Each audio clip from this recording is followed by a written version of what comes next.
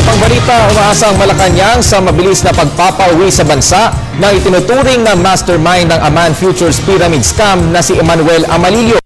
Deputy Presidential Spokesperson Abigail Valte ang pagbabalik sa bansa ni Amalillo matapos maaresto sa Kota Kinabalu, Malaysia ay magbibigay daan upang mabigyang hustisya ang mga nabiktima nito.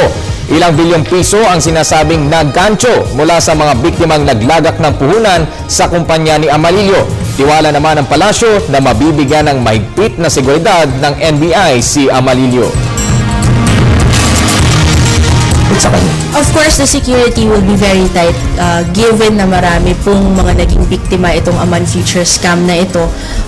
Magandang balita ho na nakuha na po na nasa kustodiya na po ng National Bureau of Investigation si Mr. Amalillo at finally, sana ito po yung maging paraan kung paano mas bumilis ang gulong ng hustisya para dun sa mga naging biktima. Alam niyo naman po kasi, mahirap kapag at large ho yung suspect, hindi ho makagulong yung mismong paglilitis. Inaasahan po natin sa kanyang pagkakadarakip ay mas bibilis ho ang magiging paghaharap niya sa hustisya.